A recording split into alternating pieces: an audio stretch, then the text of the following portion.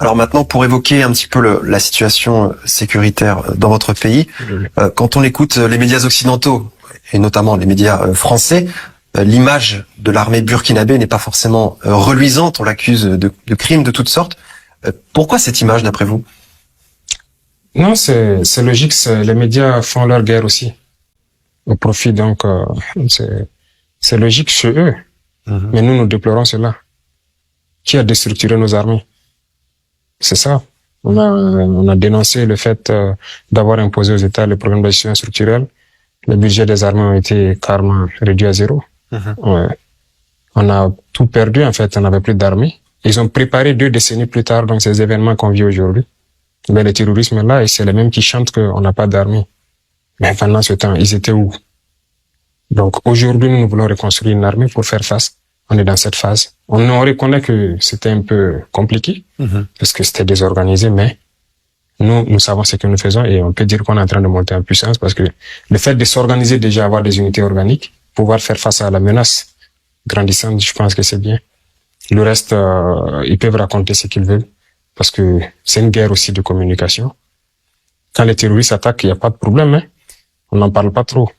Mais quand nous, on a des victoires, subitement, on entend du tout, des droits de l'homme et tout. C'est leur guerre à eux. Alors justement, cette guerre de communication, quel impact a-t-elle sur l'opinion publique burkinabé, sur la population? Je pense que la population, la majorité, la masse populaire, comme je dis, peut comprendre facilement. Parce que eux, ils souffrent beaucoup de ça. Mais il faut reconnaître aussi que la colonisation a beaucoup d'effets. Il y a beaucoup de gens aussi chez nous, que nous appelons des valets locaux, qui aussi se retrouvent souvent sur les ondes même de ces médias occidentaux-là, pour dénigrer leurs propres forces armées, pour dénigrer leurs propres combattants. C'est déplorable, mais c'est des Burkinabés qui le font. Donc il y a un gros travail que nous devons faire pour changer un peu les mentalités. Voilà, ces mentalités coloniales qui existent toujours chez certains, qui sont prêts toujours à servir donc le maître, se comportent en esclave. Ça fait partie. En interne, au sein même du pays? Bien sûr, bien sûr. Il y en a au sein du pays qui appellent donc sur les médias occidentaux. Même certains reporters qui travaillent pour eux, bien qu'africains, savent bien ce qui se passe, mais ils racontent ce qu'ils veulent. Hein. C'est déplorable. Alors justement, en parlant de cette guerre de communication, de ce paysage médiatique, comment jugez-vous l'arrivée de médias russes, par exemple, en Afrique, qui donnent un point de vue alternatif?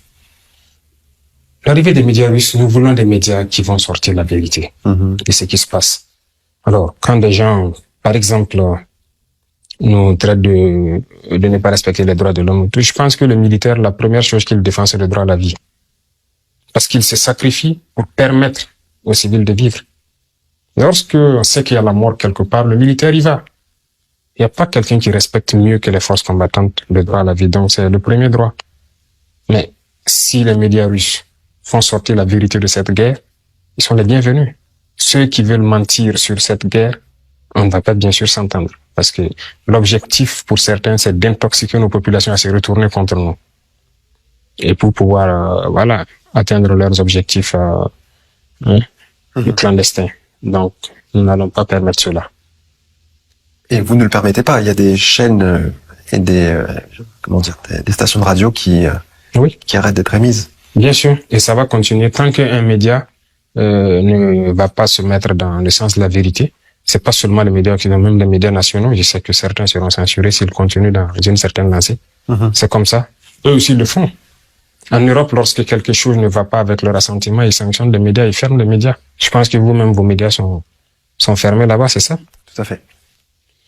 Voilà. Ils font leur propagande, mais on ne va pas permettre qu'on vienne faire la propagande chez nous. Donc, notre population a droit à l'information juste et on va passer ce que nous devons passer. D'accord. Alors, de façon plus concrète maintenant, est-ce que vous pouvez nous parler de la situation sécuritaire sur le terrain? Vous êtes un militaire, vous êtes un homme de terrain, justement. Alors, quelle est-elle aujourd'hui? La situation sécuritaire, elle est, comment je vais dire, on la contient. Parce que n'oubliez pas quelque chose, à un moment donné, certes, il y a un ascendant terrible sur l'ennemi. L'ennemi se rééquipe, on ne sait pas comment. Actuellement, nous rencontrons un certain type d'armement, un certain type de munitions. Voilà, on se demande d'où ça vient. Mais c'est ce que je dis, c'est déplorable peut-être que ça fuite de certaines zones de conflit jusqu'à chez nous. Donc, actuellement, nous sommes à la phase d'organisation et d'équipement. On peut dire qu'on a introduit la guerre parce qu'on attritionne l'ennemi, mais la vraie guerre, le développement, ça va commencer bientôt. Alors, Donc, justement, quelle sera cette deuxième phase? la deuxième phase sera intense, surtout au sol. Surtout au sol parce qu'il va falloir mettre pied dans les sanctuaires.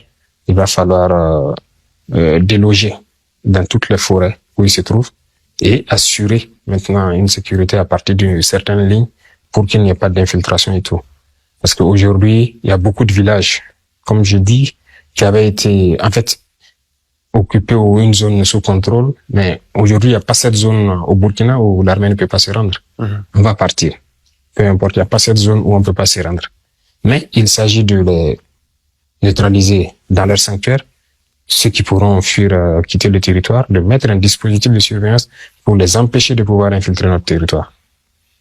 Alors après, il y a ce problème de porosité entre les frontières de vos pays voisins. Et j'imagine que ces groupes terroristes jouent sur ça, se réfugier dans un pays voisin, le temps de, je sais pas, de se renforcer et revenir plus tard. Comment régler ce problème-là avec peut-être justement les autorités des pays voisins? Il faut qu'on soit audacieux. Voilà, c'est une guerre. Peut-être que si il n'y avait pas de mer extérieure, on avait carrément baissé la température. Mais comme il y a des mers extérieures, il faut qu'on soit audacieux. Quand je regarde, par exemple, de la Seconde Guerre mondiale jusqu'aujourd'hui, dans le conflit actuellement russo-ukrainien, il faut pouvoir faire des infrastructures qui puissent empêcher l'ennemi d'être mobile, de pouvoir traverser nos frontières. C'est des mesures physiques. Ça peut être des mesures passives. Par exemple, vous avez, quand vous regardez la ligne de front actuellement en Russie-Ukraine, il y a des grosses fortifications, des tranchées, des dents de dragon, beaucoup de choses, beaucoup d'obstacles physiques qu'on peut mettre. Et au niveau des frontières? Bien sûr, on n'a pas le choix. On n'a pas le choix. Pendant la Seconde Guerre mondiale, les gens ont construit des murs anti. S'il le faut, on le fera. Et aussi associé à cela beaucoup d'autres moyens passifs. Mais toujours est-il qu'il faut empêcher, coûte que coûte, l'ennemi de pouvoir faire ce jeu. Et quelles sont vos relations actuelles avec les pays voisins qui souffrent des mêmes problèmes que le vôtre? Donc, les relations avec les pays voisins, avec la plupart, ça se passe plus ou moins bien. Avec le Mali, où on a la plus grande frontière, 1000 et quelques kilomètres, ça se passe très bien. Parce que on interopère. Il y a une communication. Oui, une très bonne communication. On rentre au Mali, les Maliens rentrent chez nous, il n'y a pas de problème. Avec le Niger aussi, on a connu des difficultés, il faut le dire. Mais on espère que ça sera résolu. Surtout en ce moment, oui. Oui, actuellement, avec la situation qui prévaut, tout est un peu flou. Mais on espère pouvoir reprendre rapidement les opérations là-bas parce qu'on a aussi une grande frontière. Mais avec les pays au sud aussi, il n'y a pas de problème, on opère. Oui. Alors, vous avez parlé de la reconstruction de votre armée. Est-ce que vous avez des besoins spécifiques en équipement aujourd'hui? Bien sûr, on a des besoins spécifiques parce qu'il faut la moderniser, l'armée. Ça ne peut pas rester... La guerre doit nous réveiller, en fait. On ne doit pas prendre ça pour s'apitoyer sur nous-mêmes. On doit prendre ça comme une mesure qui doit nous booster. Voilà. Donc, quand on regarde l'intensité, on apprend de nos échecs parce que c'est pas tous les jours qu'on gagne. Lorsqu'on perd, il faut faire rapidement un retour d'expérience. Qu'est-ce qui n'a pas marché? Qu'est-ce que l'ennemi a utilisé, ainsi de suite. Mais il faut s'équiper. Et je pense que c'est de ça qu'on discute avec la partie russe. Alors justement, vous avez émis le souhait de diversifier vos partenariats militaires. Aujourd'hui, quels sont-ils, ces partenaires militaires, avec qui? Oui, nous avons de nouveaux partenaires qu'on salue en tout cas au passage. On en a beaucoup. La Fédération de Russie, c'est un très bon partenaire. La Turquie, également, oui. C'est un très bon partenaire. La Chine, voilà. La dernière fois, je disais, nous ont même fait des dons. Voilà. L'Iran, la Corée du Nord, on a beaucoup de partenaires. D'accord. Voilà, qui nous appuient, qui nous donnent, en termes d'équipement, souvent des choses très intéressantes. Et on espère pouvoir, améliorer ce partenariat-là. Par exemple, est-ce que la composante aérienne est importante pour vous? Très importante. D'ailleurs, actuellement, c'est l'un des paramètres très importants pour nous parce que ce soit la surveillance, que ce soit l'attaque, le combat, voilà, la reconnaissance, voilà, c'est très important pour nous et on maximise quand même sur ça. Et de quoi disposez-vous à l'heure actuelle? Vous estimez que vos besoins sont remplis? Je vous ai dit que on va moderniser l'armée, on peut pas vous dire ce qu'on a, mais on prendra toujours plus. Parce qu'il faut se préparer à toute éventualité.